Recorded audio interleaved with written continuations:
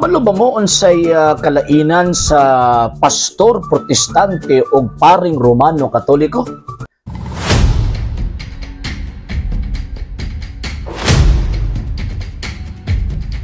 Kana siya mga pangutana, mga higalag maigsoon atong tagaan ug tubag sa ato ang himuon nga content sa karon nga panahon.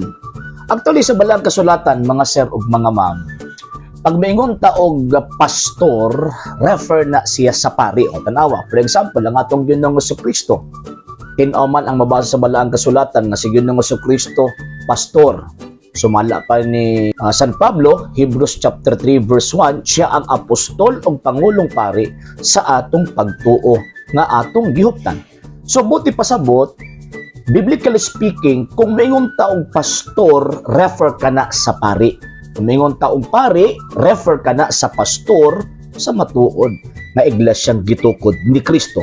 Pero sa karon nga panahon mga higala ug maigsoon, di gyud malikayan nga usahay makatandi-tandi kita sa ato ang gitawag og palibot sa hinungdan nga naapoy mga ningbutho ng gawas nga mga nagpailapod nga mga ministro sa Dios.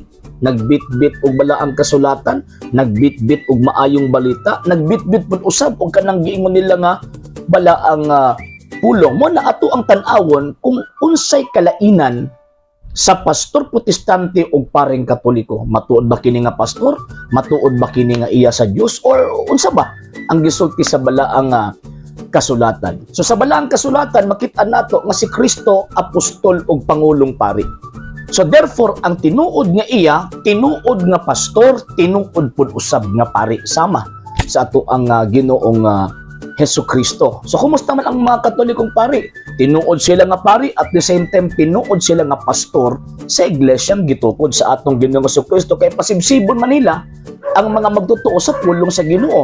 Dili lang kay sa pulong nga mabasa, kung dili sa buhing pulong nga si Kristo nga ipakaon sa panahon sa pag-abot sa pagsimba o pagdawat sa lawas sa atong Ginoong Jesucristo. Kumusta man ang mga pastor protestante? Dili man sila pari.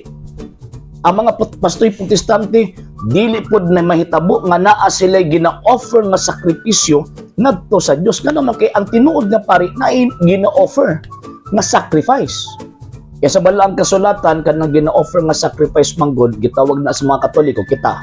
Ang mga Katoliko sa bagong kasabutan kanang unbloody sacrifice that refers to the Holy Eucharist. Katong giingon sa tong Ginoong Jesucristo nga, do this in remembrance of me.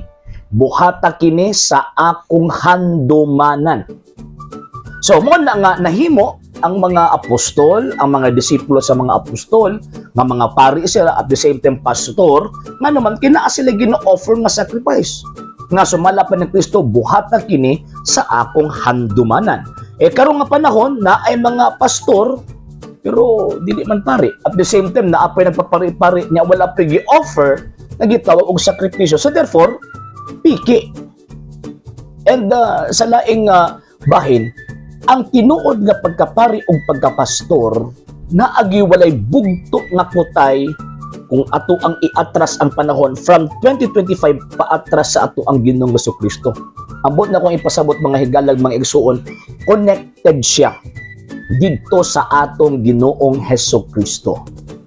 Ang mga pastor protestante, dili man sila connected kang Kristo. Connected man sila sa ilahang mga nagkadaiyang mga founders, sa mga sektang ilahang gipasakupan nga musangko dito kang Martin Lutero. Before Martin Lutero, wala pa ning maong mga sekta ka. Kumusta man ang mga Katolikong pari? Ang mga Katolikong pari, mga higala ug mga igsuon, tataw tinaw, sila ang katumanan, sila ang magsilbi, sila ang tumoy ba kumbaga.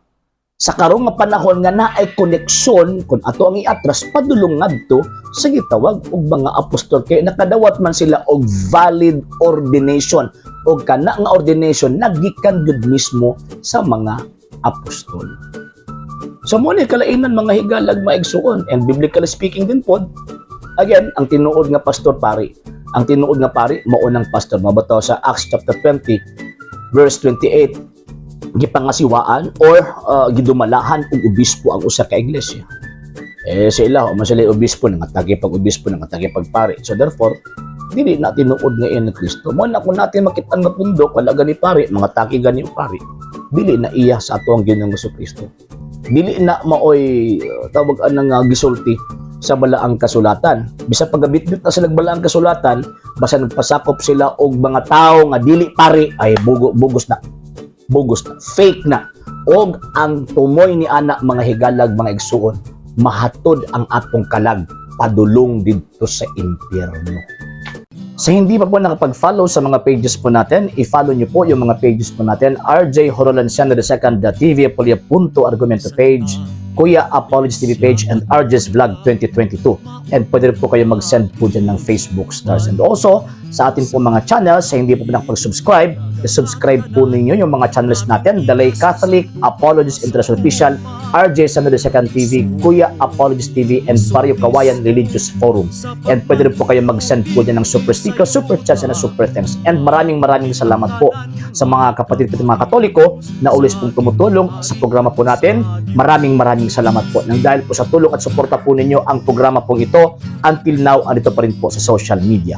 And until now din po, nangangailangan pa rin po tayo sa tulong at suporta po ninyo dahil wala po kami magagawa rito mga sir, mga ma'am, kung wala po yung tulong at suporta po ninyo. Sa gusto pong tumulong, sa gusto pong sumuporta, pwede po ninyong ipadala ang tulong at suporta po ninyo sa pamamagitan po ng ating mga account numbers dyan po sa ating pong screen. And pwede nyo po kaming i-message sa ating pong page kung via remittance po yung papadala po ninyo. Maraming salamat po in advance.